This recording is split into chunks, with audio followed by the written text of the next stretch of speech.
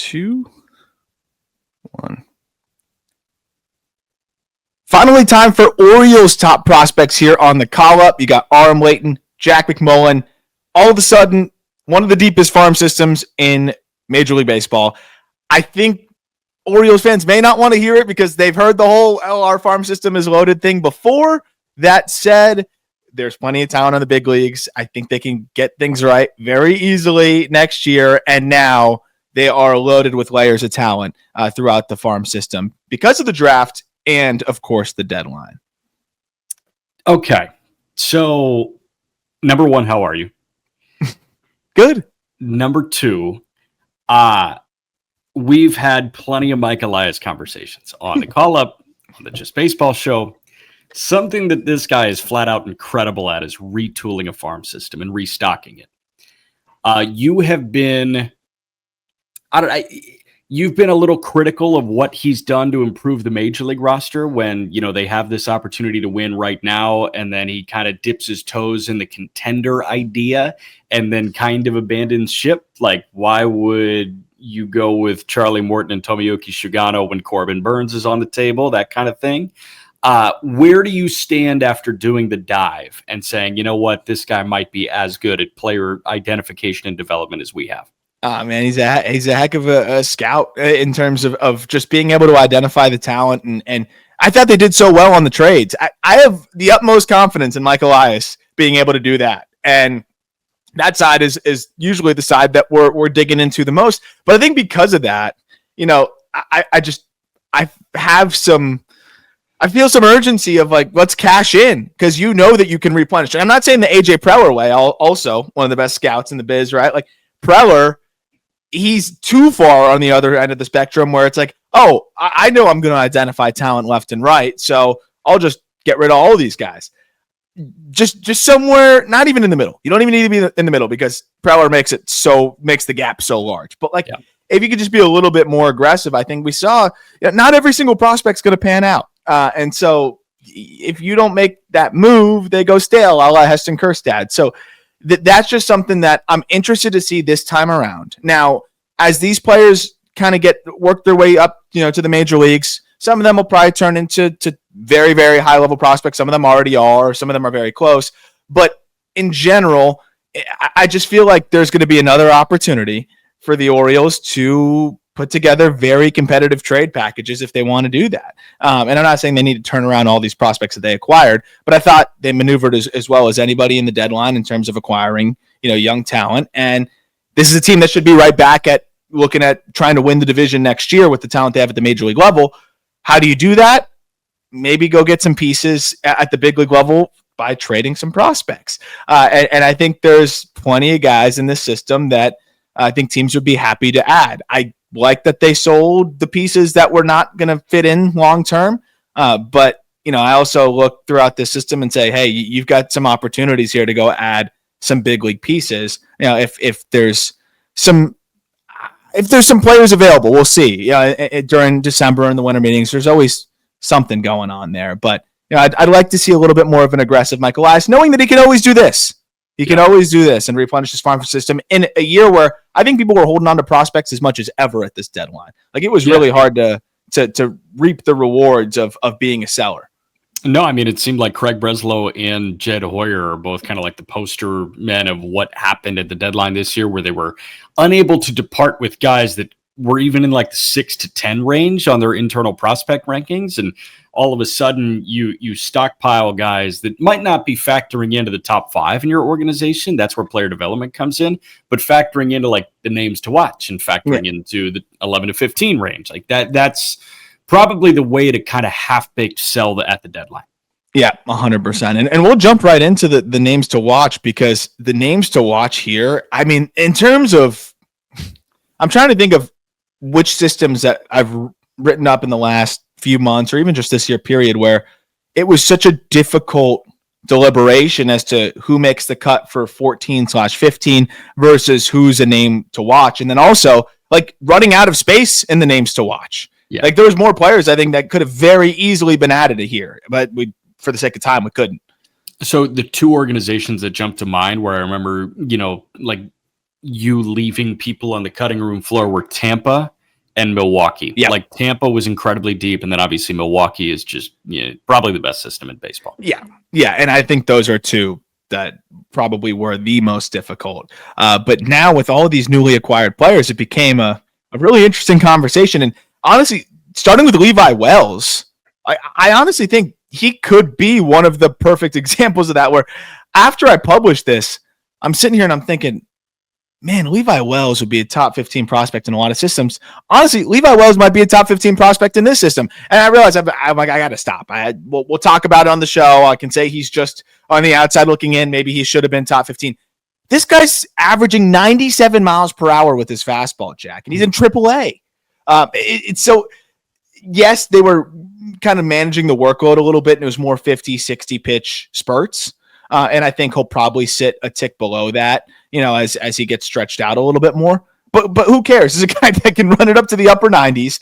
The curveball is a good pitch. And then he's mixed in an assortment of secondaries. He's got a sweeper, a cutter, a sinker as well. Just another really interesting pitcher. And I think it's funny because the Orioles pitching situation has been frustrating, but they've got a lot of arms on the way. And again, I still think they need some higher impact arms, but they've got a lot of arms that I think are better fill-in pieces than what they've had in the last couple of years. Yeah. So the bounce back for Wells has been crazy. I mean, this guy was at Texas State in 2023. It wasn't good. 14 starts at an ERA over 5 in his draft year. And then he goes to high A for a whole year. 21 starts at a 6.7 ERA. And then this year, between double and triple, to your point, through 81 2/3, he's got a 3.3 ERA. So I'll ask you, obviously the fastball is electric. What made him a 6.7 ERA guy last year? And what has pivoted him to a 3.3 ERA guy this year? I mean, your guess is as good as mine. I'm looking right now. Even the underlying data last year wasn't bad, but opponents just put together a really nice slash line against him. So I feel like it had to be execution based. I'm looking at the slider, which had good in zone whiff, but it got destroyed. So I think that's probably where you point towards is that slider that he kind of left over the heart of the plate a good bit. Opponents hit 380 against it with 1,000 OPS, whereas this year, he kind of ditched the slider, tweaked it to a sweeper. That pitch is okay, but it's better than a liability that the slider was. And now his primary breaking ball is a curveball that has been really, really good for him. So I think tweaking the breaking balls and ditching a slider that had 1,000 OPS was probably a good start. Got you. Jerron Watts-Brown, another arm. They acquired him from the Toronto Blue Jays. That was what, Seranthony Dominguez? Yep, it was Seranthony Dominguez, I think, and cash for Watts-Brown. So Watts-Brown's interesting because I've always been a little bit, I think, more skeptical maybe than some others. He's in Double-A now. Obviously, this list was published probably a month ago now at this point. It's crazy how time flies. Watts-Brown can really spin breaking balls. The slider is fantastic. The curveball is a great pitch as well. But the fastball has just always gotten crushed. And it's getting crushed again this year. He's just been able to locate the breaking balls more consistently, so that's helped him, maneuver. But it's always tough when you're trying to mask your fastball as a starting pitcher, and that's why I'm a little bit skeptical. I think he could be that heavy breaking ball back-end guy if it all works out, but it probably makes more sense as a swingman, given that he's going to have to go probably. I think the two breaking balls almost more than he throws the fastball. The two breaking balls combined more than he throws the fastball. Got you.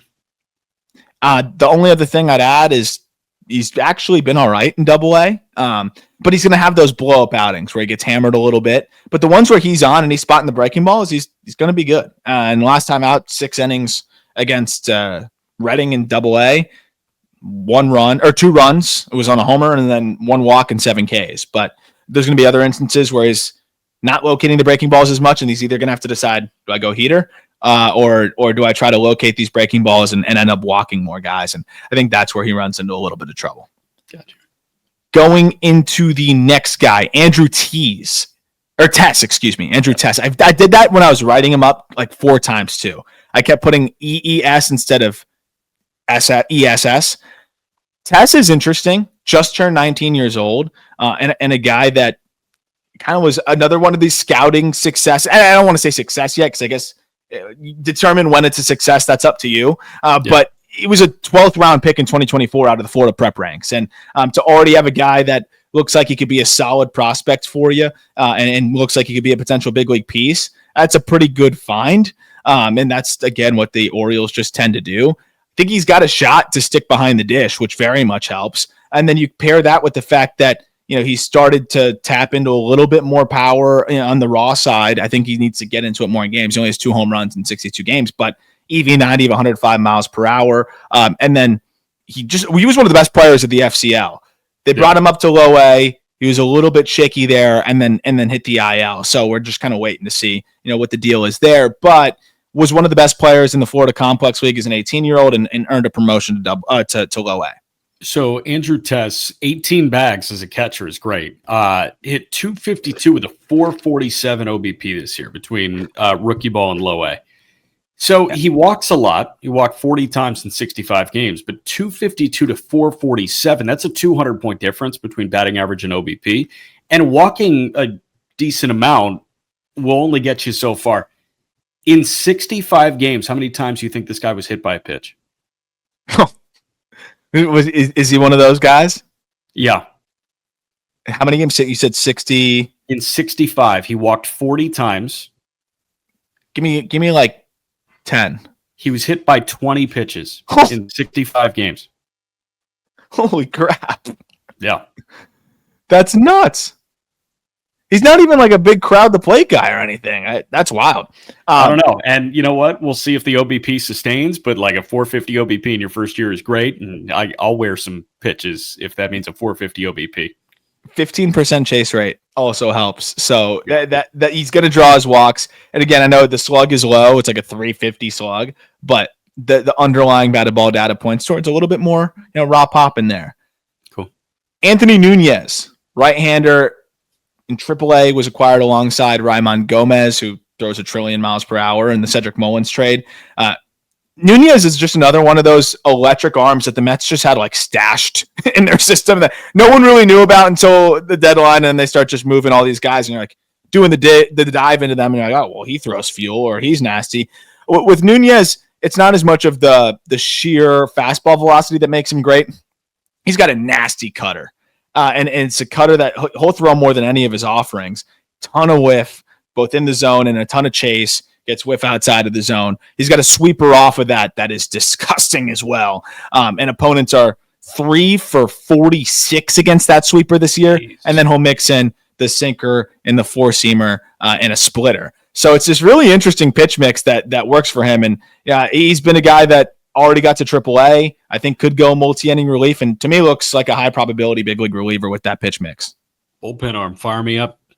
Yeah, and I think the Orioles were happy to stockpile those for some of their, lesser trade assets. Yep. Vance Honeycutt, man. So we knew the hit tool was going to be a concern. We talked about like unprecedented. Everyone knew the hit tool was going to be the concern, but it was unprecedented whiff for a first-round pick. Yeah. And, these are shots that the Orioles are willing to take where they'll go on both ends of the spectrum of the hit tool. Sometimes they'll go for the all hit, no power guys like Enrique Bradfield, or they'll go for the no hit, a lot of power guys when in the name of elite center field defense. Vance Honeycutt's hitting 164 this year. He's striking out 41% of the time. You can't even really talk yourself into a fourth outfielder role at this point unless he makes a massive leap in the hit tool department. He's 22. He won't turn 23 until May of next year, so he's got some time. He's going to be a name to watch because of the raw power and the 80 grade potential, defense and center. But I mean, it's just not competitive in the box right now. Yeah, that 24 draft is looking not awesome for Baltimore right now at the top because you went Honeycutt and then you went Griff O'Farrell, two guys who are totally different in terms of offensive profile, but are both really, really struggling in professional baseball as it stands right now. Yeah, it's actually a great point. And one of the guys that we're going to get to a little bit later that it was a nice scouting find for them may end up salvaging the class as another prep find. And so it's interesting.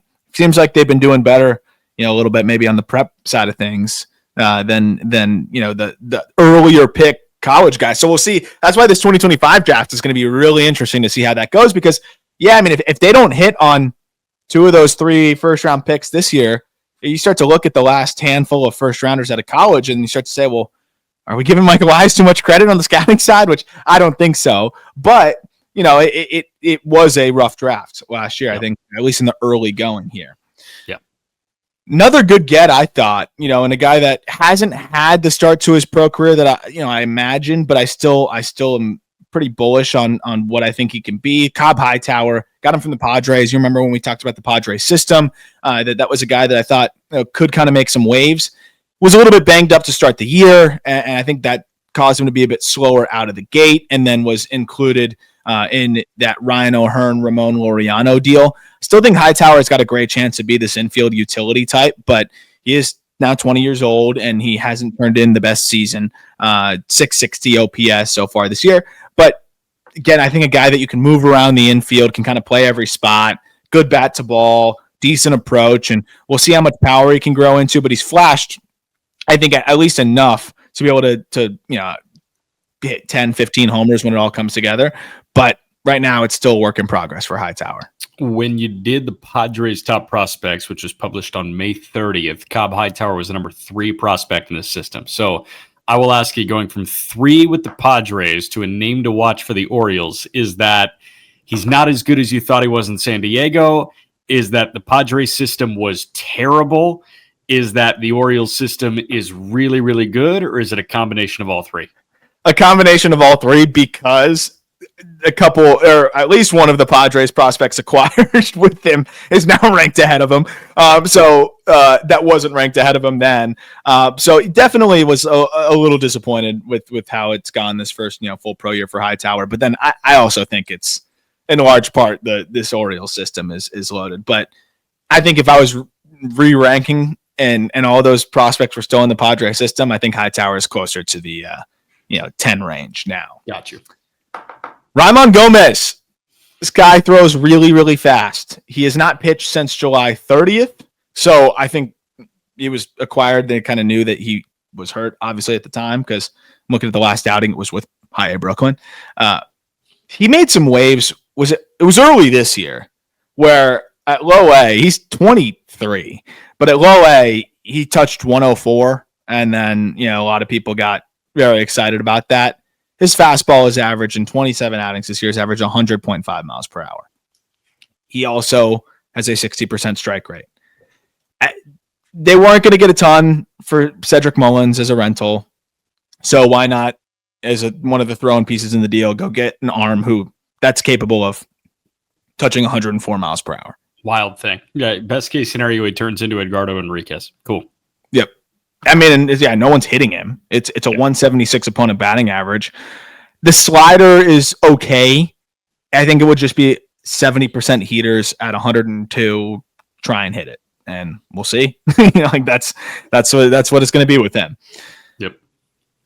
Judd Fabian, similar archetype to the Honeycutt situation where it's a good defender in center field. Okay, how's the hit tool going to come along? But the hit tool came along a little bit more for Fabian, I think, than maybe a Honeycutt. That said, it hasn't been a great year for Fabian either. I think you've seen flashes. You look at 2024, what he's been able to do, obviously defensively in center field. There's no doubting that. There were stretches in 2024 where he looked really good, but then you look at the end of the season, that still was an OPS fighting up, to 700. That the 2023 season was the one where, you saw him put together some stronger stretches, but I still feel a lot better about him potentially being able to be a 4th outfielder, because at least he's showing that he can have a 30 grade hit tool, maybe a little bit more than that. He's extremely patient, and his swing decisions are way better than Honeycutt. So if it's plus plate discipline with enough, bat to ball to run into mistakes and great defense in center field, that could be a guy that's a 4th outfielder for you. Cool. Joseph Zerwa, is that? It looks right. Does it sound right? Maybe it looks right. It's Dzierwa. Joseph Zerwa, I would imagine. But guy that is super tall, lanky, 6'7", 216 pounds. Orioles grabbed him in the second round of the 2025 draft, had really good numbers at Michigan State, 2.36 ERA and 90 innings. It's mostly 91, 93, but he was up a couple of ticks from the year prior. So I think that's a positive trend that they're looking at and saying, well, maybe there's even more in the tank. But what I like with him is a lot of strikes, man. It was a 73% strike rate on the fastball, 67% strike rate on the changeup. And when you got a 6'7", 6'8" lefty with a feel for the fastball and the changeup like that, and at least a positive trend in the velocity department, it's a fun project to take on. I see Jerwa. That's what I got here. Jerwa. DZ. Jur. Thank you to WTOL 11 News. I have no idea where that is, but thank you to you for Jerwa. Jerwa. You like a 6'7", 6'8" lefty you throw strikes? I do. Yeah, I like that. And I also, as weird as it sounds, I like 200 pounds. Like just a lank machine. Absolute lank. You know that there's room for much more projection. And usually those guys, like they're not repeating their delivery like that. So the fact that he's doing that, I think, is encouraging, and I'm excited to see what the Orioles can do with him, because they have had some success with their their pitching development of late. Yeah, Luis De Leon, excuse me, another guy that easily had a case for the top 15. And I mean, you look at some of the things that he's been able to do this year. De Leon, it's funny because another guy that you look at a lefty, you figure, oh, no way he throws as hard as he does. He does. It's a mid-90s fastball that I think gets on you pretty quick.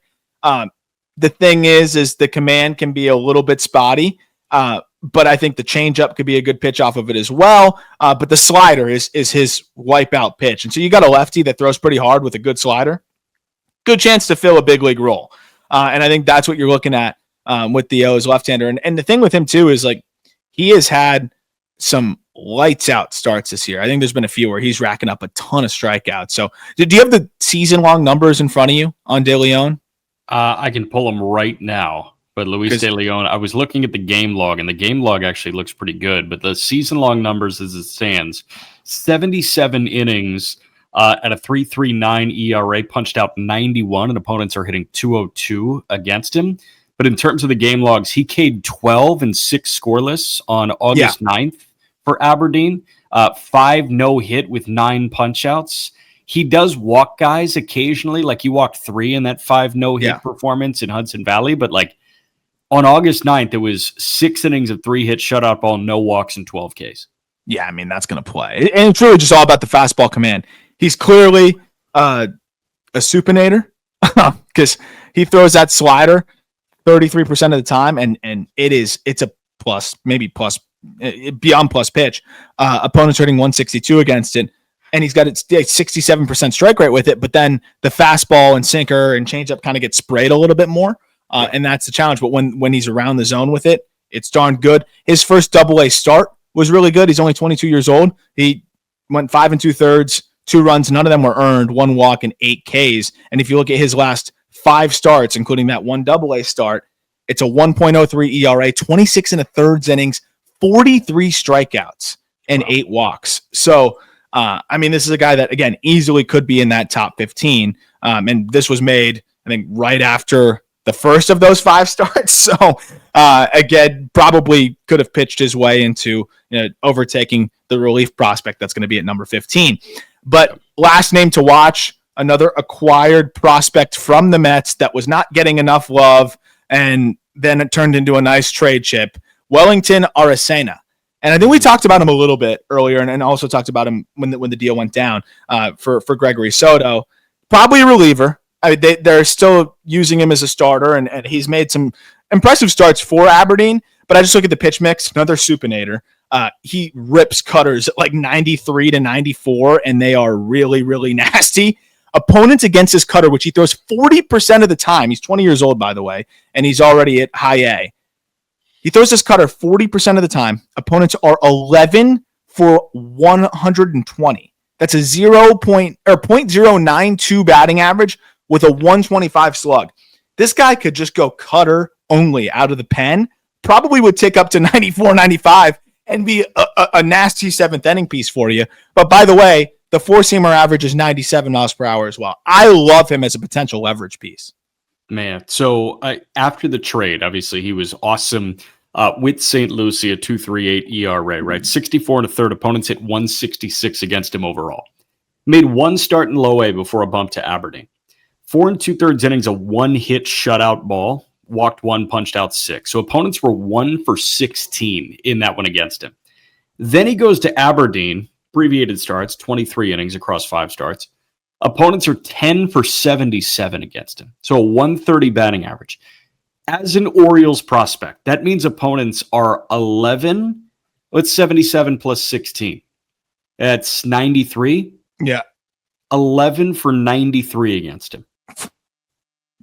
Dude, I'm telling you, like, people get so, we didn't acquire a exciting pitch, like starting pitching prospect. Well, you got like 4 guys who could be relief pieces for you as soon as 2020, second half of 2026, and a couple that I think could be pitching at leverage.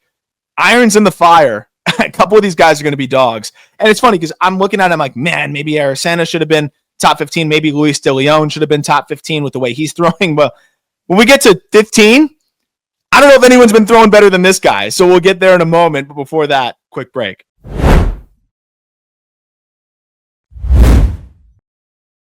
Okay, so number 15 is Tyson Neighbors. Relief prospect in the top 15 of a really good system is kind of crazy, right? Well, a relief prospect who I think could close games at the highest level and also is not far away from at least pitching in leverage at the highest level is going to get that nod because you think about what you're almost guaranteed to get here, which is a big league reliever in some capacity. I think at worst, Neighbors is a solid middle reliever at the big league level. I think at best, he could be closing games out. Yeah. This is an above average to plus heater. I think a lot of times it looks plus. The only reason it got a 55 instead of a 60 is just, I think, execution. But as I've been watching him of late, I think it's closer to a 60. It's a 60 slider, and it's a curveball that's pretty much a 60 pitch as well. Since the trade, and obviously he came from the Padres as well, since the trade over to the Orioles organization, he has made 9 appearances in AA. He's not allowed to run. Yeah. So I think, how long is that stretch? What started before then? How many runs did he give up maybe in the week or two before that? Well, actually, you got to go back to July 6th to find the last time. Actually, July 1st to find the last time that he gave up a run. So that means he's gone 22 and 2/3 consecutive innings without an earned run allowed. Yeah. And he's going 2 innings in a lot of these outings. The last time out, 2 innings in relief, 4 strikeouts, no runs. This guy is good, and he's a weapon. Yeah. Tyson Neighbors on the year, a 1.46 ERA, and in 55 and a third, not only has he punched out 77, but opponents are hitting 148 against him. So it's not like this has been relatively new. Is he halfway to Oral Hershiser in his 59 inning scoreless stretch?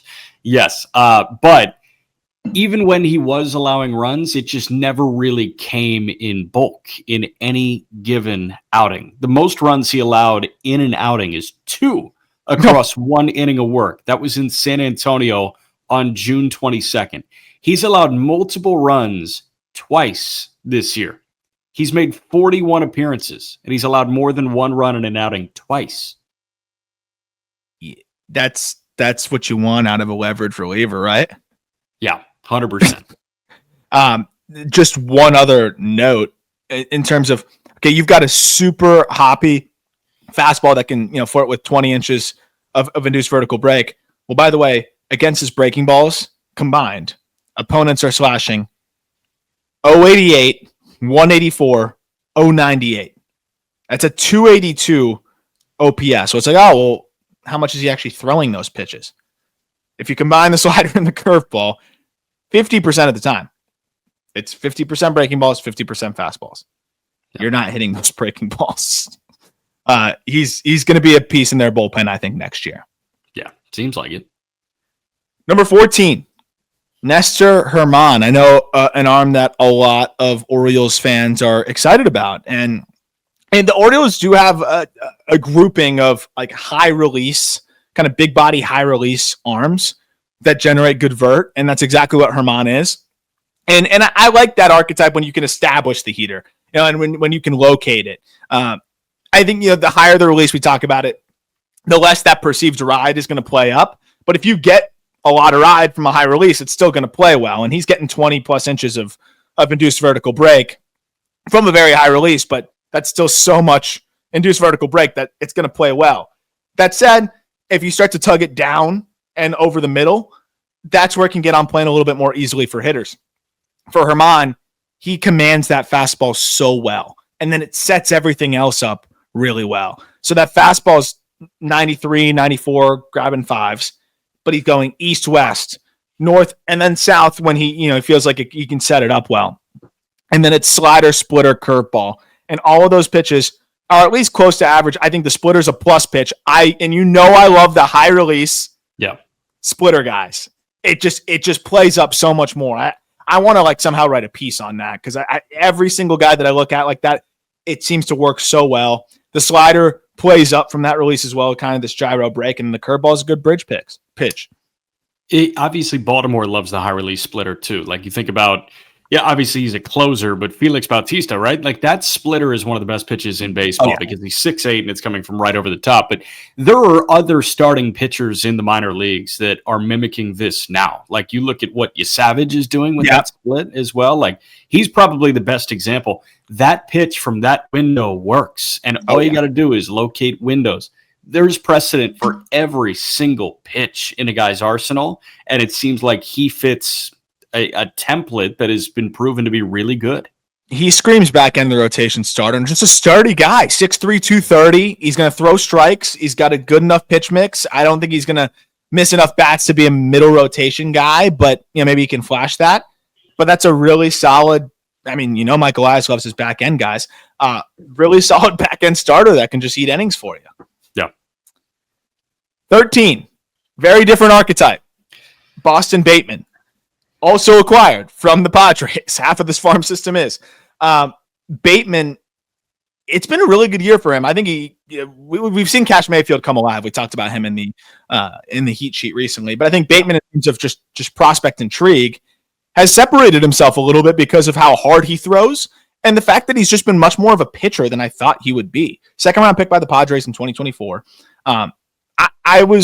I thought he'd be a little bit more of a thrower than a pitcher. And he still is. He still skews to a thrower. But he's only walking 10% of guys. You say only, 6'7", 250 pounds as a prep lefty who definitely had some command questions. And even in the early part of the year was maybe struggling to throw strikes at points.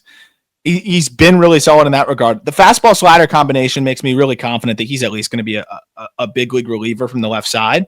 But I think he just continues to solidify himself or at least buy himself good runway here to solidify himself as a potential starting pitching prospect. Yeah, I mean, 6'7", 250 that throws absolute gas as well. It's okay if he's walking 10% of hitters, to be totally honest with you. At 19 years old? Yeah. Yeah, at 19, there are guys that get away with a 10% walk rate in the big leagues. I don't love watching Snell, but he gets away with it every single freaking year. I'm not saying he's Blake Snell, but this is a big guy from the left side that throws really hard and has nasty stuff. Yeah. So that can work. The thing that jumps out to me is the splitter's the slider is not as good as it probably should be from a guy that big that throws that hard. But he's 19, work in progress. That's what I'm excited about, and I gotta highlight that the Orioles have done a good job with kind of adjusting the pitch mixes of these guys through their system. We're going to talk about a couple that have reaped the rewards of that towards the top of this system, and the Padres haven't. We were talking about Robbie Snelling. Look at what this guy has become since going back to the Marlins organization. They added a slider. They reintroduced the curveball. I do think as good of scouting that the Padres do, there's a lot of good opportunity to acquire upside because they scout well, and I don't think they develop that well. So you can kind of pick up a project here and end up kicking it into another gear because a lot of these prospects have stagnated with the Padres a little bit. I even look at a Graham Pauley, and we can talk about it with a lot of other guys as well, Jacob Marcy. But it's interesting, and I have a lot of confidence that Bateman, to your point, is going to show up next year throwing a better slider. Yeah. Into this year's draft picks from the Orioles, Slater de Brun. He's one of several of those Comp A first round picks, 37th overall. He's an interesting one for me. This is also a project. I think between myself and Tyler Jennings, who's our director of amateur scouting, I think we skew a little bit lower on de Brun than maybe other outlets. And that's not to say we don't like him, right? He's a 70 runner and then can be an above average defender. I think he got a little bit too much credit for his defense in center field, where I've seen a lot of people like, oh, he's plus. I think because you look at the archetype and you talk yourself into the Slade Caldwell thing, and you talk yourself into, I think, the fact that he looks like the kind of guy that would immediately be really, really good in center field. He's not bad, but I do think there's a chance he moves off of it if he doesn't make some strides with just, I think, the reads, the way he moves, and just the comfort overall out there. The swing is a work in progress as well. He's very young for the class, which is, he just turned 18. Yeah. And you have the potential for above average hit, above average plate discipline. He can stick in center with progress, and he's a double plus runner. So this could be a really good player. I just think usually this is a player that's a little bit more advanced relative to I think their peers. When you're the 5'8", 5'9", kind of spark plug center fielder, I think a lot of times people get excited about those guys because of where their game's already at. And I think that's where I think we maybe disagree a little bit, is that I don't think his game's that far along yet relative to other players of that archetype that get the similar amount of hype. Yeah, you know who he is? It's very like running back is playing center field type thing, and it totally works for some guys. Like obviously Trout kind of has that look of, middle linebacker happens to play center field. Who has that look right now is Marcy. Marcy is, he was a high school linebacker. Like he has that look of linebacker playing center field. And it works sometimes, but there are a lot of guys in the minor leagues. Like you look around low A rosters, chances are you got a running back or a linebacker playing one of the corner outfield spots for them in high school. And that's kind of what de Brun looks like. To your point about you and Tyler had him at 43 on the draft rankings, and he went 37th. So it makes a lot of sense that he went where he went. But yeah, you would think like, okay, this is somebody that has worked out in plenty of situations, but also hasn't worked out in plenty of other situations. But you feel good about like at least the ability to be like a depth piece, and because he's just going to give you value with the legs and give you good IBs and be scrappy. But I love that you bring up, because that's why I think I said the word stiff just a minute or two ago. Like that's where sometimes it does look a little bit stiff in the box, and sometimes it does look a little bit stiff in the outfield. I think it's because he's very strong in maxed out his frame, but you can also kind of gain that elasticity when you're an athlete that like de Brun is. So I'm excited to see what it all looks like. He hasn't made his pro debut yet, but still a fun piece to mix in to the mostly college crop of draftees that they had at the top. Yeah. Number 11. I always remind myself and then I forget again, but it's Michael Forret. I think it's Michael like Forret. You want to say Forret and sound like I want to, and I know that it's Forret, and then I like gaslight myself into thinking I'm wrong. But Forret's interesting because the stuff is really good. And I mean, you look at the results this year, he has been awesome. This is where the Orioles cook, by the way. These like 13th, 14th round pitching prospects that, one, they develop well, but two, that they identify well. Good for Forret's really, really good.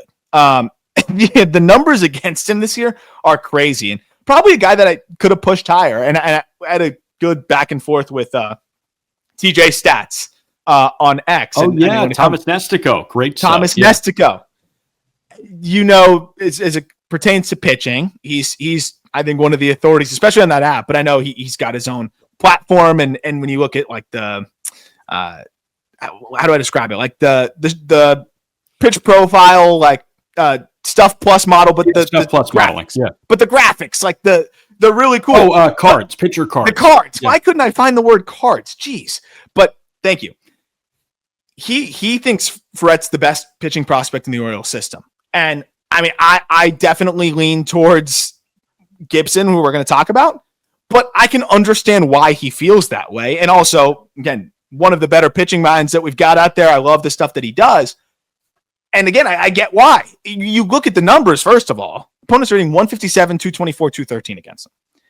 But what he really was, I wouldn't say arguing. We were just talking back and forth. I was like, what is it that makes him that good to you? He said the fastball. And so I look at the fastball. Opponents are hitting 157 against it. And I think certain aspects, when I looked at the characteristics, didn't jump out to me.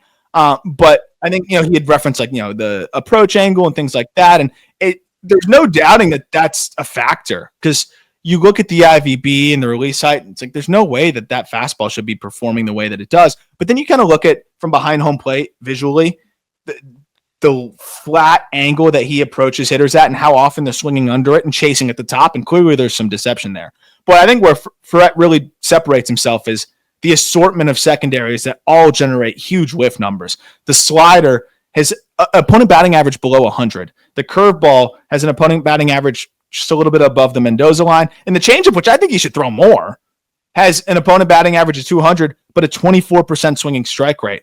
So every single pitch he throws right now, nobody's really hitting. Man, I mean, and you look at the season-long numbers, they have been absolutely incredible. The thing that jumps out to me is he was walking a good number of guys last year, right?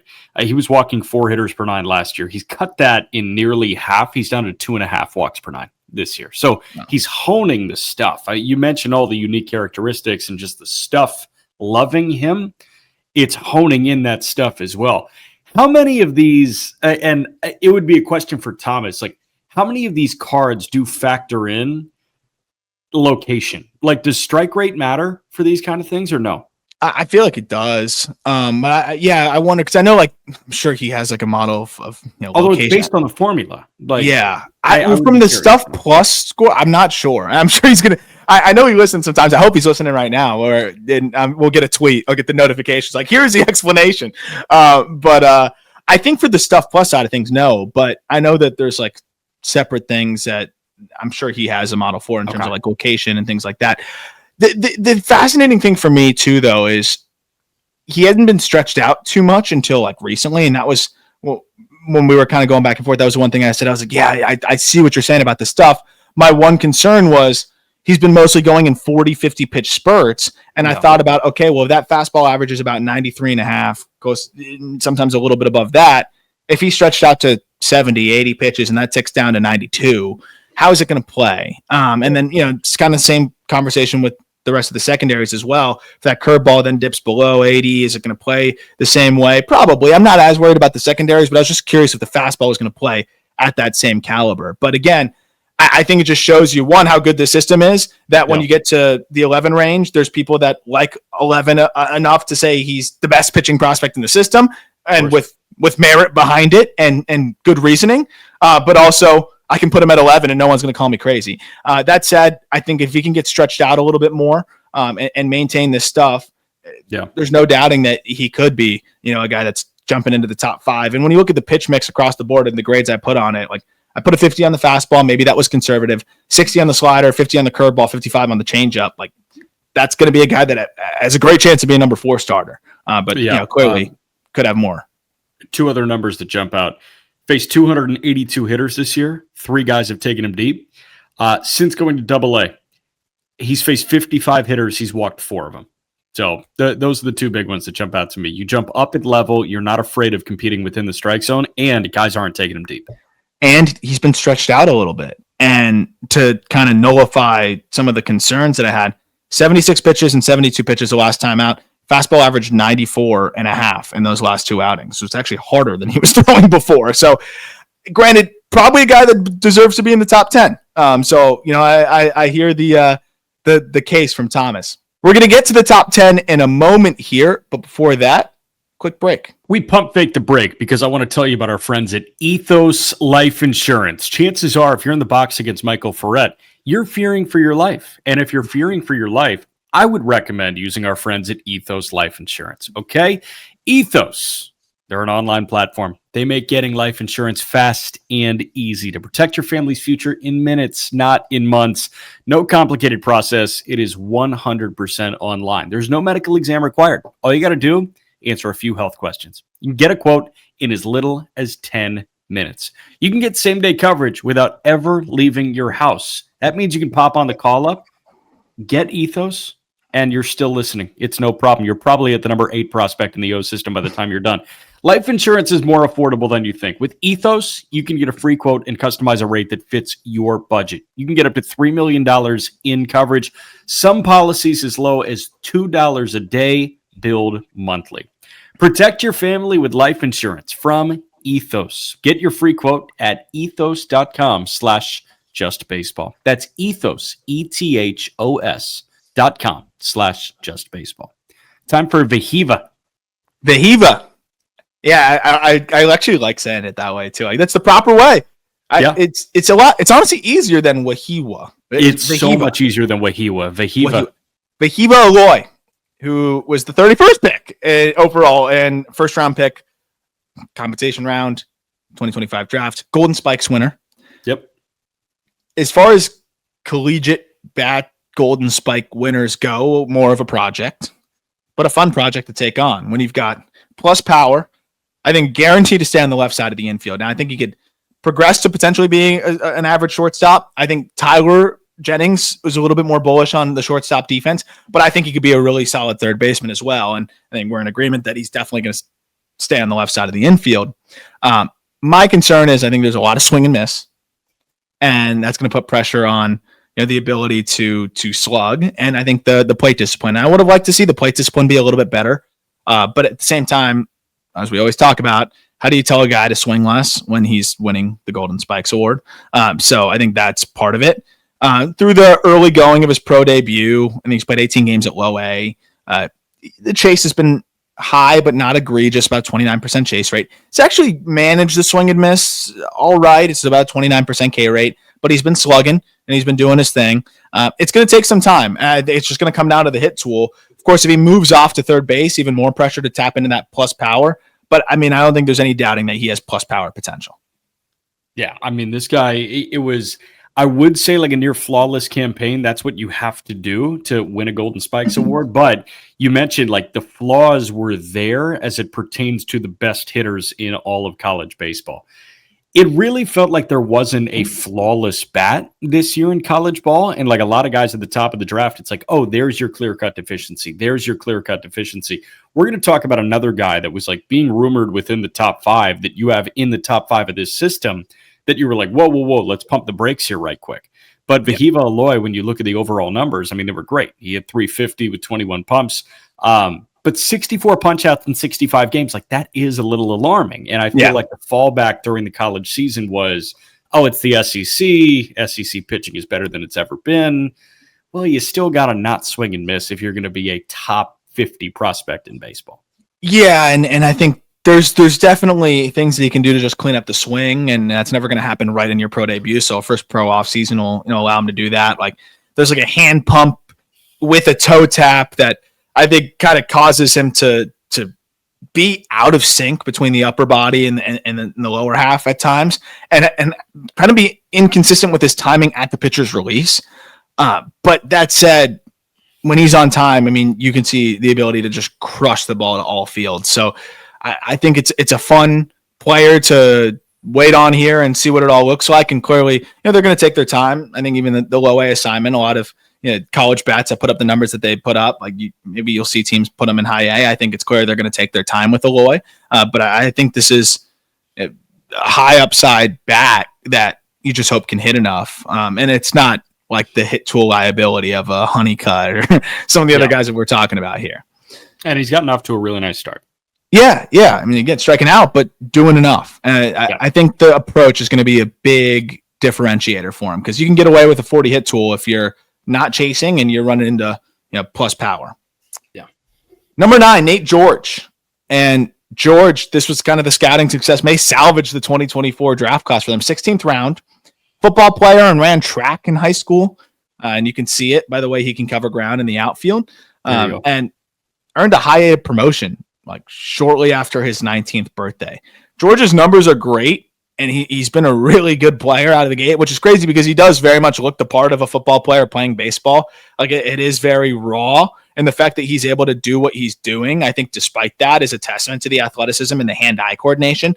Another guy that I do think needs to clean things up in the box to achieve his potential. You look at the air pull side of things, like he definitely is not going to hit the ball hard in the air to the pull side just that much yet. It's a lot of inside out swings and things like that.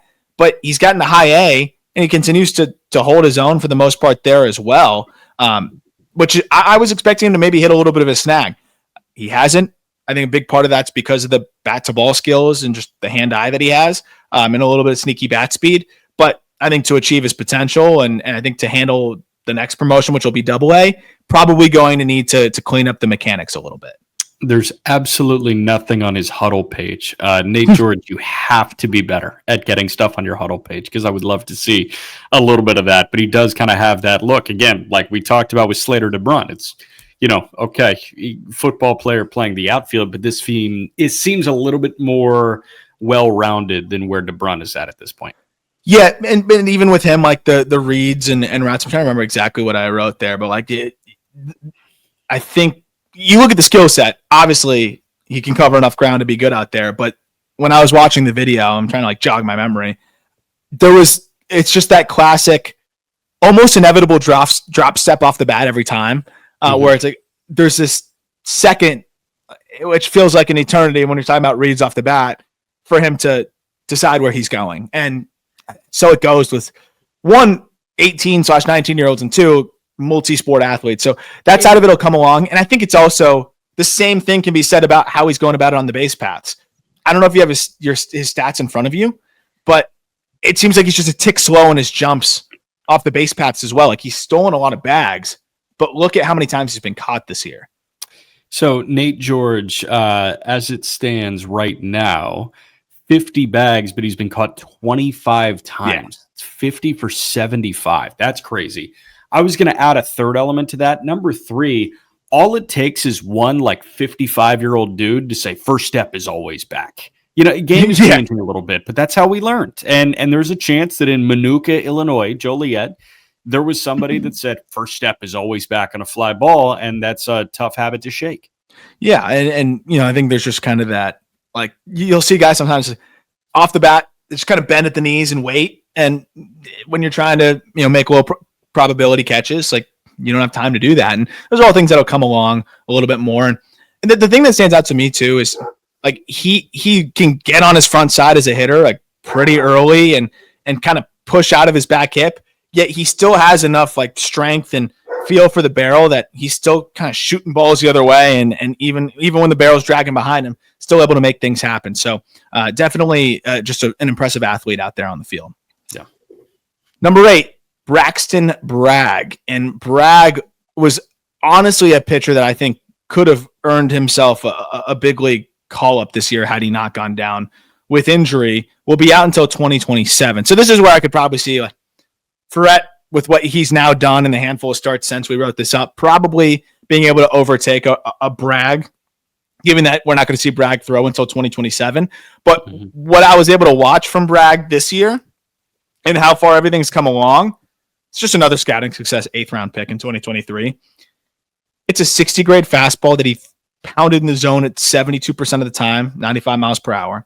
He's got a sinker off of that he pounded in the strike zone 75% of the time and got a 60% ground ball rate on. And then the sweeper is average. The slider is above average, flashing plus. And then the splitter has flashed above average as well. I love the 2 fastballs, the fact that he fills up the zone with it. And when you've got a 4-seamer that generates elite whiff at the top, and then you've got a sinker that generates elite ground ball rates, and then you've got the sweeper and the slider and the splitter, how do you game plan for this guy? It seems like you don't. Also, I could have bet you a lot of money that you were not going to come into this Orioles farm system write-up and say, yeah, you know what? Braxton Bragg is going to be the number 2 pitching prospect in this organization. But them's the break sometimes. When you are this good command-wise with 4 different offerings, you're going to skyrocket up lists. Yep. This was one of my favorite watches aside from Gibson, where it was just number 3. Yeah, sorry. Number 3 pitching prospect in this system. Yeah. But even then, like I was not expecting that at all. And the more that I watch, it's such a low release height too. I mean, he's releasing from 5 feet, 5 to 5.1 feet. but he's getting average extension. So you're imagining that four-seamer at the top off of that from this like low three quarters, almost sidearm delivery, getting the 95 with like some sneaky ride. Then you imagine how much the arm side run's going to play up on the sinker from there. And then you've got the sweeper going the opposite way horizontal. The tunnel that he can create from that release point and then being able to pound all four quadrants, to me, it's like that's going to play. And then the fact that he's commanding all of that, moving in every different which way, is also nuts. Now we're going to have to wait and see if that command sustains when he comes back from TJ. But I love the pitch mix there, and I'm going to bet on that any day of the week. Cool. Number 7 is a very, very high floor guy in Caden Bodine. Got to see him in the College World Series, a framing master. And now he's in low A. I have CPX there, but he's in low A. Again, a lot has changed since we published the list in terms of assignments because guys get pushed up so quick here over the final stretch. Yeah. It's all about how much impact there's going to be for Bodine. I really did like, and I really do like Bodine. The one thing that, the more I dove into that was a little bit of an eye-opener in terms of trying to just figure out what the overall outlook is I figured I'd be slapping an easy 60 on the defense, but the catch and throw was a little bit weaker than I thought it would be. Now, he gets the ball out quick, and he's able to kind of get it there on a long hop or a short hop, and because he gets it out so quick, he's able to throw out enough base stealers, but the arm is not the strongest at all. And so a lot of the value is coming from the framing and the receiving, the blocking, and just all the intangibles. He's probably one of the best receivers immediately and one of the best framers in the minor leagues second he gets there. And that's going to be a ton of value, but want to see that arm strength come along a little bit more. If it does, then I feel really confident about that defense being 60 grade. Yeah. And then it's great bat to ball from both sides of the plate, but it might be 30 power. So a lot of pressure on the hit tool and the approach, but both are very impressive from both sides of the plate. So I feel really good about his chances of at least being a backup catcher, but he could also be that kind of very contact oriented backstop that is going to steal strikes with the best of them. If the arm strength can get there, I mean, this guy is like, he's got a ticket to 10 years in the big leagues. Like he's Hedges at that point. Yeah. But better bat to ball. And I'd rather have the offensive profile look like this as opposed to Hedges, who will not make contact ever. This guy at least is going to make contact. I don't think there's a good comp because this is the safest backup catcher you could possibly have. If he's your starting catcher, you don't feel awesome about it because you feel like there should be a bit more offensive production there. But dude, at the end of the day, this guy can accrue 10 years of major league service from being a backup catcher when you were that excellent defensively. 100%. And then you can still dream on, okay, well, what if he can add a little bit more impact and be gap to gap? And if the hit tool is plus and the approach is plus, which I think those two things you feel decent about being able to progress, he can be a low slug, high OBP, really good defensive catcher. That's going to be a good everyday catcher. So especially the fact that he's a switch hitter as well and being able to provide value that way, I think you feel like he's got a decent shot at being an average everyday backstop and almost a guarantee, in my opinion, being a backup, which I know it's not the most exciting thing in the world, but it's a really high floor. You can't really do that too often with any other position where you can pretty much say well, even if the bat stalls out, he's going to be a backup, at that position. Yeah. Number 6. It's another really high floor guy. And the only reason why I'm getting a little bit more concerned with him is just the health. Enrique Bradfield Jr., we talked about him briefly the other day, just about what else does he kind of need to do here? Because he did recently get promoted to AAA. He's hitless through his first 2 games there. But Bradfield, he's missed some time again with a hamstring issue. He has hurt both hamstrings now over the last couple seasons, and that's definitely a concern. There's been a little bit more swing and miss this year. I think some of that's just been due to going so deep into counts and then also just not being in rhythm because of the time that he's missed. But remember, this is an elite defender in center field, an elite runner with elite plate discipline. And all he's got to do is basically just spray the ball around the yard, and he got a great chance of being, an average everyday center fielder. But another guy similar to the Bodine conversation where if all goes to shit, he's a 4th outfielder. Yeah, right. Enrique Bradfield, when you look at like what this guy has done and what he's improved upon, it's really encouraging, and it just comes down to a matter of availability, right? 25 games after he was drafted out of Vandy, 25 for 27 in the stolen base department. For some reason, he was getting caught a lot last year. He did swipe 74 bags, but he was caught 13 times in 108 games. And then this year, when he's been healthy in 63 games, he's 31 for 34 in the stolen base department. So not only is he insanely fast, but he knows when to pick his spots, and he's not going to be caught flat-footed at really any point. The other thing that jumps out to me, it's not 20 pop. It actually, like you have it presently as 20 pop, but like no, but it's probably closer. It's getting closer to 30. And like I didn't put 20 present, 20 future. I'm seeing the potential for 30. Like for me, 20 juice is actually no homers. Like it's Nick Allen, no to 1 homer. Chandler Simpson has 20 pop. This isn't Chandler Simpson level. Like he can sting a ball into the gap. He can leave the yard 5 times in a given season. If he's hitting 5 homers, like that's enough to disincentivize pitchers from being over the heart of the plate. And he's got a really good eye. That is enough for me, I think. No, he probably is. I probably should update that to your point. Like in the last month, he popped to 108. And if he pops to 108, like that, again, if his max is like 102, then everybody feels comfortable peppering the strike zone. And it's like, okay, get on base via the base hit. I dare you. But if you can hit the ball 108 miles an hour, all of a sudden pitchers are like, I can't leave it over the heart of the plate here. That in turn lets him subconsciously nibble. And then with that 70 plate discipline that he could have, that's going to boost the OBP, which in turn is going to boost the stolen bases. Like it's this big trickle down effect. Well, and you can split gaps, right? Like instead of, it's so hard for Chandler Simpson to split a gap, right? Where if you hit a ball 105, 106, even if it's a low liner, it can roll into the gap and go, right? Whereas it's a lot harder to get those extra base hits. Most of them are going to be hustle extra base hits. You know, if you're not able to run that ball through the gap and get to the wall. And at 108, I mean, I'm glad you pointed that out. Like that should probably be now at 30 grade game power. He's 14 doubles, a triple, and 2 homers in 62 games, and that's all he really needs. So it's really going to come back down to, can that bat to ball get a little bit closer back to the 55 grade area, because he's been a little bit closer to average bat to ball this year. But again, I think some of that's just been him being out and just inconsistent, reps, being banged up the way that he has been. Yeah.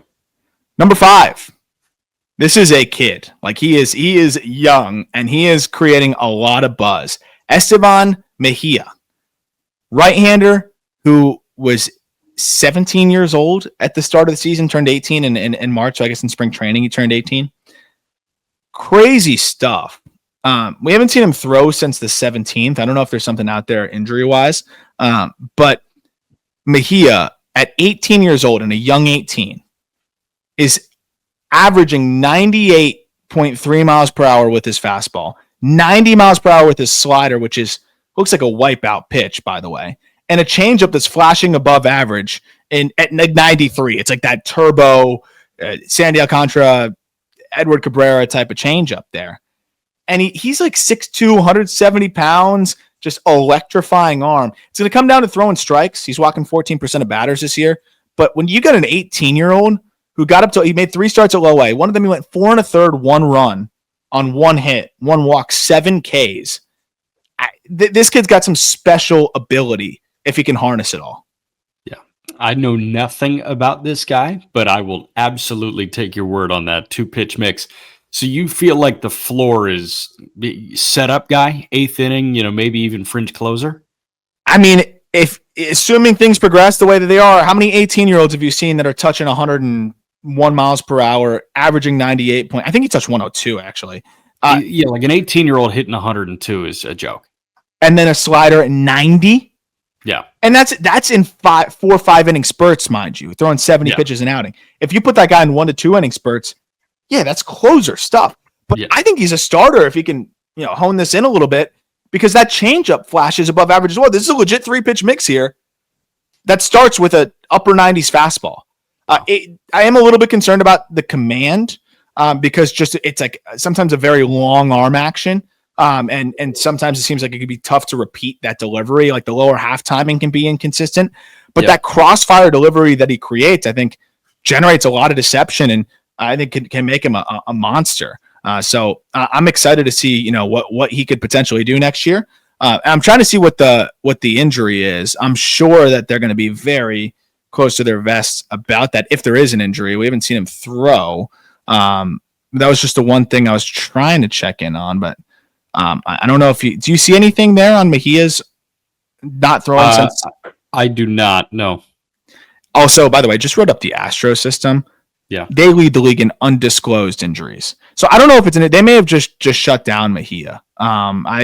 We probably should have known that going in, but I'm just looking at the last time he threw. We haven't seen him throw since the 17th, but at the same time, it has been a really, really impressive year from him. Last time out, he averaged 99.1 miles per hour on the fastball. So this guy can be a monster. Interesting. Yeah, I see nothing on Twitter. I see nothing on a Google search. Nothing. That's how it goes. Yeah.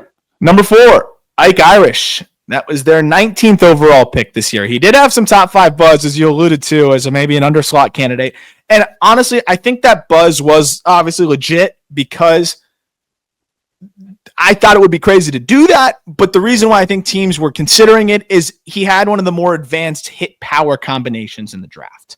Mm-hmm. And that's the thing that's the archetype that I think you're okay underslotting when it's this advanced hit power combo. And another guy that we have to just update from complex to low A because that's where he's been playing. I don't think he's going to be a full-time catcher, but he is athletic enough to potentially be, 40 grade, maybe 45 grade catcher back there with the right instruction, with some things clicking. We'll see. But I think the Orioles are really interested in the idea of being able to move him around. Already in low A, he's played first base, right field, and he's caught. It's all about the bat with him, though, and it is this advanced hit power combination, but he's going to need to get the ball in the air a little bit more. The thing that stands out to me is his lower half adjustability is so impressive.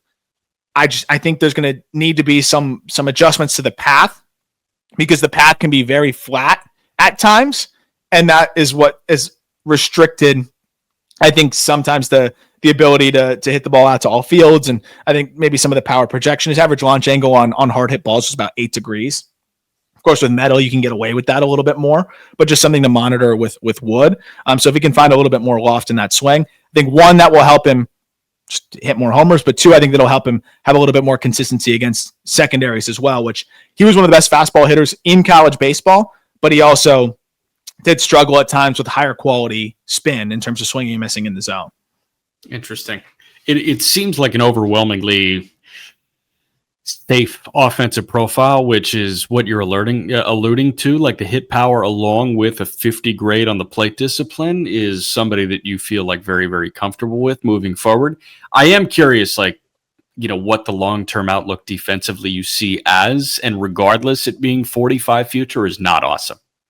Yeah, well, it's because it's like, okay, well, in right field, he's probably okay. Maybe he turns into a nice first baseman at whatever, that's kind of worth. So that's the tough part. I will say the swing decisions have been a little bit better than they were in college and they're early going to pro ball, but also he's put the ball on the ground at about a 55% clip. So that's going to be the thing that he needs to improve. You see the 40 present, 55 future game power because that's what he has in the tank. But that's going to need to come along with, I think, some tweaks to the swing path. And then, I am very curious about it. Even if he could catch part-time, it takes a ton of pressure off the bat. So I think they're going to probably want to see if he can do that. Got you. Number 3, we don't have to spend as much time on him because he's a big leaguer, and we've talked a lot about him this year. Dylan Beavers. This guy is just such a well-rounded player. I think the quote card from one of the other episodes when he got called up was just like, it's so fun and refreshing to write up a player that's just 50s to 55s across the board. And that's exactly what Beavers is. He has made such impressive improvements this year to shorten that swing, clean things up, but also still find more loft in that swing. So he's efficient to the ball, but he's also found the ability to pull the ball in the air more consistently. And it's not fully the same, but it's a little Kyle Tucker-ish. And he kind of moves like that. Of course, Kyle Tucker's a superstar, but in terms of just the way that he moves in the box, it's that simple, short, but kind of deep barrel turn that is a good balance of being able to allow you to pull the ball in the air, but also make plenty of contact. And that's what we've seen with Beavers now, where I think it's pushed him to slightly above average game power and then above average hit tool. The plate discipline's always been there. The speed's always been there. And the ability to play a good corner has always been there with the ability to moonlight in center. I think this is just a high probability big league regular who now has pushed his tools up a little bit more with the added impact to a guy that could be an above average regular in a corner, especially with the defense that you're probably going to get there. That'll be above average in a corner. I love the Kyle Tucker shout because, it really does seem like his swing mechanics are very, very similar to Kyle Tucker. The other two that jumped out to me that, seemed kind of similar. There are some Chase DeLauder swings that look like Beavers, and I don't want to do that to Beavers because I hate DeLauder's swing, and I think Tucker's is good. But like DeLauder clearly has things that are Tucker-ish in his swing, so I understand that. The other guy that jumps out, to be honest, is Jock Peterson. Like, do you see some of that in his swing right now, where Peterson almost cuts himself off, and it's a very like horizontal move instead of that loopiness? Does that make sense? Yeah, I could see that. It's so crazy because like those guys, they just generate so much force, like right as they're turning the barrel, that it doesn't really matter that long after the swing. And I think that's a thing that Beavers has figured out. I'm even looking at like you look at the home runs he's hitting. I mean, sometimes he's not even finishing the swing beyond 3/4. And I mean, that shows you how much bat speed he's generating right away. And one of the things I noticed, like with his load, he pulls his hands a little bit further back and it creates this tension that from there, it's like a rubber band effect where he's just letting it go. And that's the quick twitch that he has. And he's able to make that happen. There was also a play the other day where you saw the speed. It was a ground ball up the middle. They were shifting him over. Jose Iglesias fields the ground ball, sitting back on it, looks up, says, holy crap, I guess I didn't see the scouting report on this kid. Tries to rush the throw, and Beavers beat it. So you saw that speed, which could be closer to plus. But yeah, I think what he figured out now is getting those hands a little bit higher and sinking into the backside and creating this tension. He can generate all of the force that he needs to up through the point of contact. And then after that, nothing else really matters. And so it's kind of that focus on, you talk about like the golf swing sometimes too, where some guys like you generate so much force, you don't need to go all the way back all the way through. And it kind of seems like that, where you can just have that short, really powerful 3/4 swing and it works for him. And there's adjustability there too, because the Tucker similarity to me is how he gets on planes so early, and being able to do that gives you a lot of adjustability to work behind the baseball and be able to drive it kind of to all fields and have a bigger margin for contact. Makes sense. Number 2, this is the guy, Trey Gibson. Now, he hasn't been shoving in AAA as much, but I mean, what he has done this year overall has been incredible. 6'4", 245 pounds. And up until he got up to AAA, and he had to face like Gwinnett twice in a row. His first time out in AAA was great, though. He went 5 innings, a 1-hit ball against Jacksonville, struck out 6, didn't give up a run. But Gibson, I mean, you look at the pitch mix here. Also, undrafted, non-drafted free agent. 55 on the fastball, 55 on the cutter, 55 on the slider, 50 on the sweeper, 60 on the curveball with above average command. That's really freaking good. And it's like the Braxton Bragg conversation, but turn it all up, right? Where all these different pitchers working in different directions, deep bag of pitches. I don't know how you game plan for him. I was talking to one of the best hitting prospects in baseball after he faced Trey Gibson and said, what did it look like? He said, that's the best arm I faced all year by far. That was when he was in AA. I see why. How do you game plan for a guy that is 94, 95 with the fastball with great characteristics, 89 to 90 with the cutter, and landing it for a strike at 69% of the time, 83 with the curveball, landing that for a strike 65% of the time, 85 with the sweeper, landing that 69 to 70% of the time, and then 65 miles per hour with the slider, 65% strike rate on a slider at 88 miles per hour as well. Yeah. It's all these different velos, all these different shapes with all of these, I think, just confident feelings from him where he's able to spot them. Trey Gibson is tied for 7th in all of minor league baseball in punch-outs. Number 1 is Jonah Tong, and 179 is, that might end as the leader. We'll see how many starts Elmer Rodriguez Cruz gets, but Tong is number 1 at 179. Elmer Rodriguez Cruz is number 2 at 158. Trey Yesavage is number 3 at 156. Then you got Braden Davis in the Cardinals system at 153, and Carlos Lagrange and Gage Staniffer also there at 153. Trey Gibson is 1 or 2 good starts away from being number 2 in all of minor league baseball this year in punchouts, only behind Jonah Tong. And that's a non-drafted free agent in 2023. Yeah, 23 years old. And the scatter plot's crazy because you've got four-seamer pretty high up here with the ride it creates. Yeah. You've got the cutter that's like down a little bit and to the right. And obviously I told you about the velo. Then you've got this like slurvy slider that's just below that. Then you've got this depthy curveball all the way down at the bottom of the scatter plot. And then you've got a sweeper all the way to the right of the scatter plot. So it's all these distinct shapes that you think, no way he can land all of these first strike. And he does. I feel so good about him at least being a 4-starter, but he screams middle rotation starter to me. And 6'4", 245. I'm over saying like, oh, he's going to handle, he's never going to get hurt. But I do think the bigger guys can just handle the longer workload when they have the smooth mechanics, and he's got the smooth delivery. That's so much fun to watch. Yeah. Number 1. I wonder who it is. It's a guy that's a multi-millionaire now. He already was a multi-millionaire, but now he's tens and tens and tens of millionaire to his name. Samuel Basallo, I should say. Samuel Basallo. It's becoming less and less important whether he can catch. He is catching at the big league level right now because Adley's been banged up.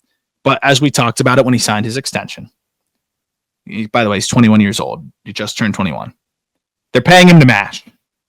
The home run he hit in San Francisco, his first home run. Yeah. That swing is crazy, dude. Yeah. I mean, that was a curveball down and away that he looked like he hit out of the catcher's glove and kind of missed, like inside out swing, and just carried and carried and carried, and it left the yard. It really is that Devers, like it's so similar. And if he's that with the ability to even just get by at catcher, holy crap. But if he doesn't get by at catcher, look at how much money Devers making to just be ragdolled defensively. This guy's a monster, and you're hoping that the arm's 80 grade, so you're hoping that could be an asset for him, and maybe the receiving something clicks at the big league level. He's just 21. If he's an average big league catcher, he's probably the best prospect in baseball. But the problem is I have some concerns about the receiving and blocking and all that stuff. But again, it's becoming decreasingly important when you have this kind of offensive potential, which is to be a monster. You know what I love watching is I love watching the it looks more similar to Harper than Ohtani, but the toe tap and the turn, like actually sinking in actively. Because like, am I mistaken in saying that he used to have a leg kick? I thought he did. He's played around. Yeah, he did have a leg kick at one point. It was like a gathering. Yeah. Yeah. Like honestly, if he had like that leg kick, that lift and hold for a minute that Devers has, I'd be like, oh, you two are the absolute same in the box. And that's amazing. That's a hell of a compliment. But with Basallo, the thing that jumps out to me is there's no space for him to get blown up or overmatched by a particular pitch. Like he can shoot heaters 112 back up the box. He can shoot curveballs out in center or out in San Francisco the other way. Like there are so many things that he can do because he's so easily manipulated, I guess, with that little toe tap and that turn that Ohtani and Harper have. That's just like, for some reason, it's so damn aesthetically pleasing. Like I fell in love with Neto all over again when he went to that. And I was like, yeah, I'm in. But let's do it. You know how hard it is to create that kind of damage. And when you eliminate, you're a guy that used to need to get into it a little bit into your backside. And then you say, yeah, I'll scrap that. I'll just go toe tap early and hang out there and still generate the same amount, if not more force. Yeah. Like it's so incredible what he's been able to do.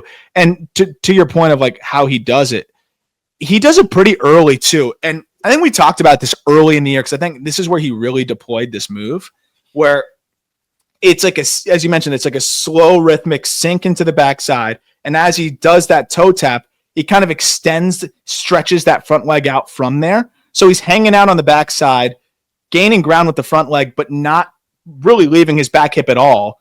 And then just uncorking from that spot. And that's so hard to do. And it's amazing. One, that he's able to keep his weight back like that. So just the lower half control and everything is so impressive. But then two, just the amount of force that he generates from that spot. But I think going from that leg kick, and as you mentioned, some of the other moving parts, to now this early, like he starts it really, really early and just slowly builds into that load, getting into that spot. He dictates his own timing now. Yeah. Like you could quick pitch him. You could take your time. He's just going to hang out there all day because he's starting that so early and just slowly getting into that spot. He's there when he needs to be, to your point, to be ready for velocity. But if you throw something slower, he can hang out there all day. And that's an asset that hitters envy. They're always trying to figure out how to ride the back hip longer. Talking to Cal Rowley briefly about how he's been able to do what he did this year, was riding the back hip longer. Like just even a split second, if you can buy yourself a little bit more time. Then they look at guys like Basallo and say, like, F that dude for being able to just hang out there all day. And that's what makes him so amazing. Yeah, man. That'll do it for this episode. We knew this one was going to be longer, given that it is one of the deepest systems in minor league baseball. Astros is done. That is on justbaseball.com as well. Angels episode will probably be in the next week or two. And that means that it's now time to update every single farm system. So we're updating the AL West now because we just recently did the 2 AL West. So I have been updating the Mariners over the last 24 hours. We're going to update the rest of that. We're going to go division by division, and we will let you know kind of as that's rolling out. I'm letting people know in the Discord kind of when each division is done, but we'll make a formal kind of announcement on social when all of the top 15s are updated. And then from there, that's when we're going to do the farm system rankings. Any final thoughts, Jack? I don't think so. This system is better than I thought it was going to be going into the episode even. Like you kept texting me, oh, this system's deep as hell. This is deep as hell. And I'm like, okay, I'll believe it when you explain it to me. And now that it's been explained to me, like I'm in on Jerron Watts-Brown. I'm in on that Wells kid that you highlighted. Like there are plenty of people here. And again, now you're already in a spot now where Basallo's at the big leagues, Beavers at the big leagues. Both look like they can be impact pieces for them next year. And then a bunch are in double and triple A too. Yeah. Like that's the thing that jumps out to me. You got so many dudes in the upper minors right now too. Yeah, I love it. Well, hope everybody has a great weekend. Look forward to talking prospects with you next week.